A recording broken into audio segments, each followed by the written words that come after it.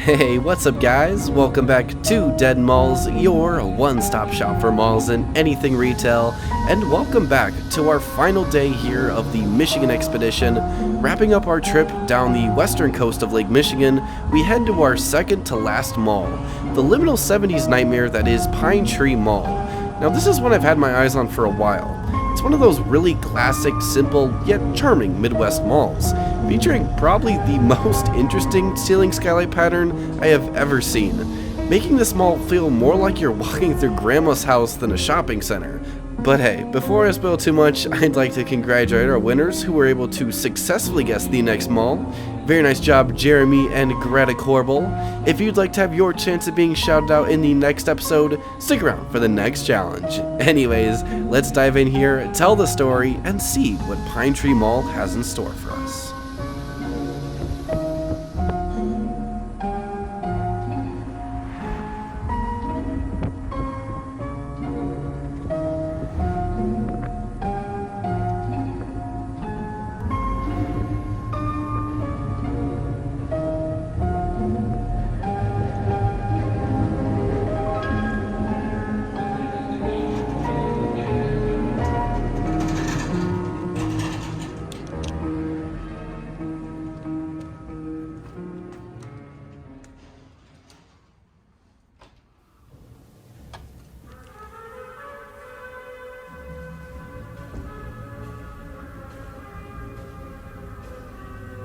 You could say I was a little surprised that the mall was still here. I mean, when you're driving around the front side of Pine Tree, it's like any other American strip mall.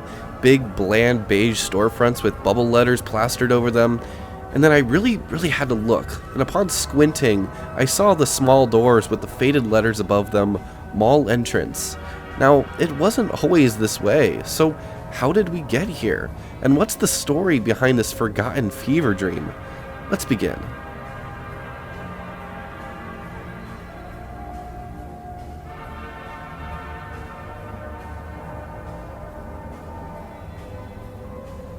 Pine Tree Mall's story begins nearly 50 years ago in the small town of Marinette, Wisconsin, which actually borders Michigan and another town of about the same size called Menominee. Together, these two towns shelter roughly 16,000 within their pine forests, almost identical to Escanaba, just barely enough to give them a mall. And a mall Marinette would receive, a small albeit very phenomenal draw for the town. And while information might be sparse on its history, I'll give it my best go. And it goes like this. On June 6, 1977, Bill Maddox, president of Foursquare Properties, announced that they would be building a brand new mall, which would compose of 3 department stores and over 35 inline tenants, with space for expansion. Soon plans were finalized by late 77. 30 acres of rural prairie were raised for the construction of the new mall, with an opening date scheduled for late 1978.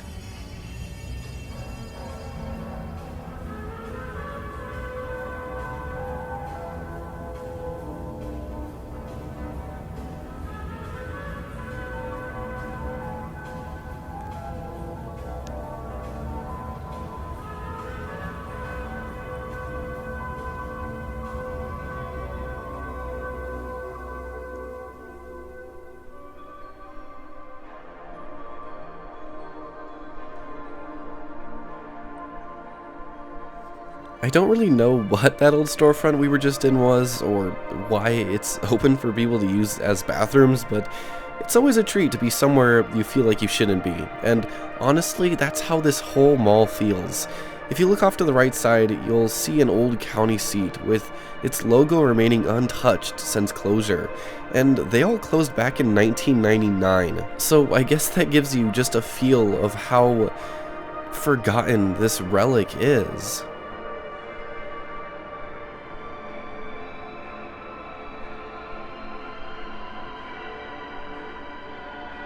On October 25th, 1978, the Budweiser hot air balloon silently drifted through the blue skies as a crowd of hundreds gathered at the main entrance of the brand new Pine Tree Mall.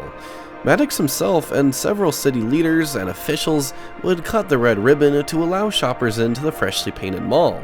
Inside, while the Marinette High School band played triumphant tunes, residents were greeted to stores of which that they had never seen before. Hickory Farms, B. Dalton, Claire's, Musicland, Circus World, and Things Remembered to name just a few, with Sears, JCPenney, Prang's, and Bostwick's anchoring each end of the mall. Additionally, planter-filled fountains sat in the center of each court, which would gallantly shoot jets of water up in awe-inspiring ring fashions through flowering skylights. And while I can't comment on whether or not the mall was ever renovated, or if it always looked the way it does today, I can say that those now dead fountains and the flower print skylights were original. Upon opening day, the mall would flourish, instantly downtown would die, and the new mall in town would continue to thrive for several years without much change.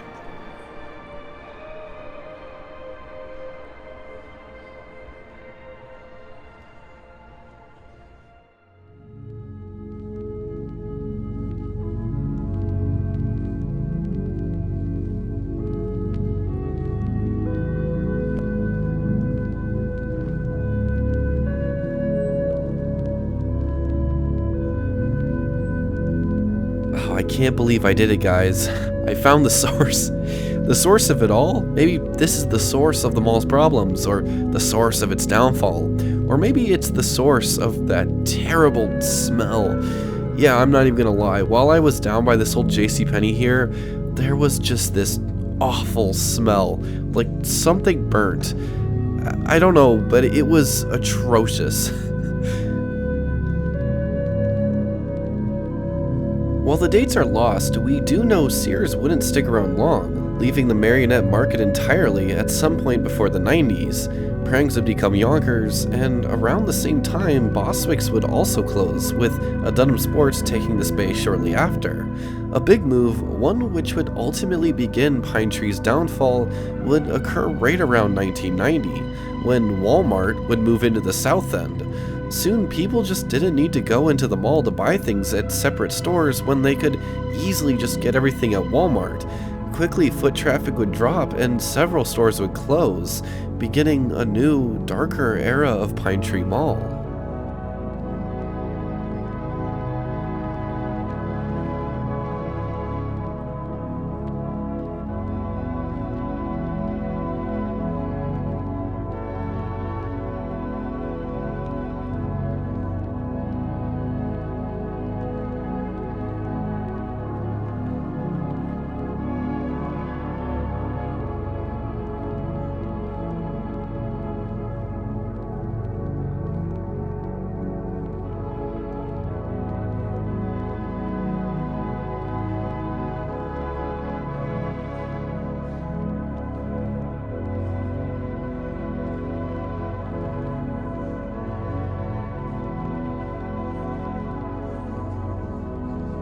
Looking into this old Payless here, which is long scarred of its label, all you're left with is a few scraggly chairs and fold-out tables, giving you the vibe like you're looking into a long-forgotten meeting of the minds.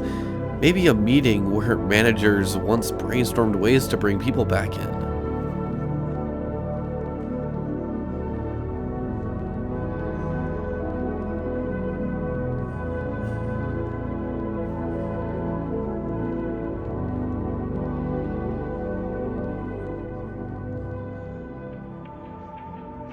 Here's a fun fact of history for you all.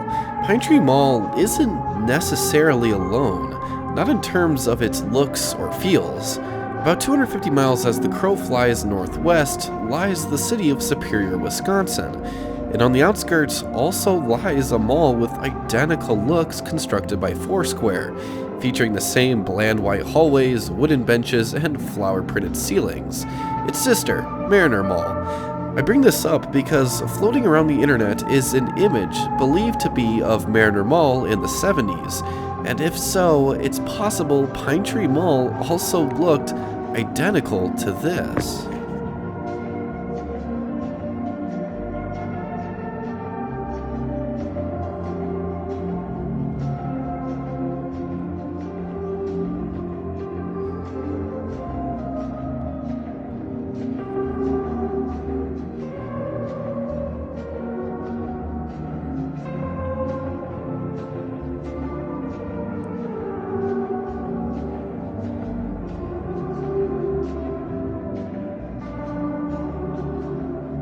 By 2011, almost every tenant was gone. People could shop online at the newer big box or were just simply moving away.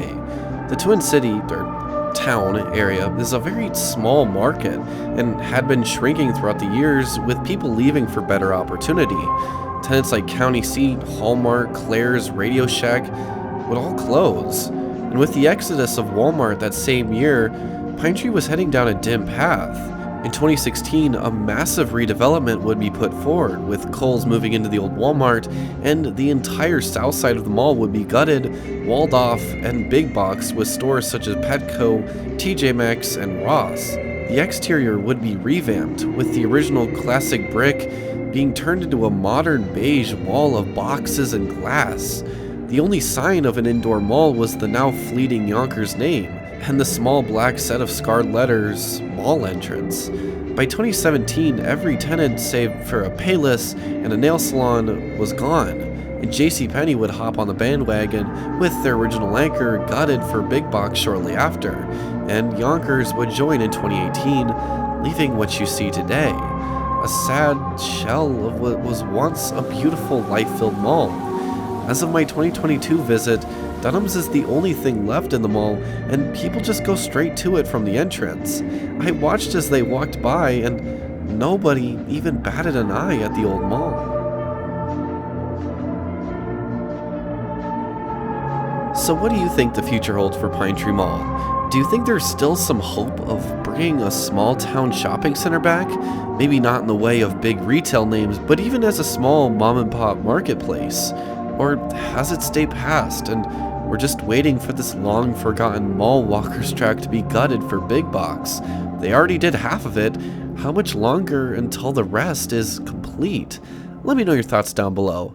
Guys, I want to thank you so much for watching today's episode. Pine Tree Mall was one I was really looking forward to see, and while it may have been small, it was definitely worth the visit.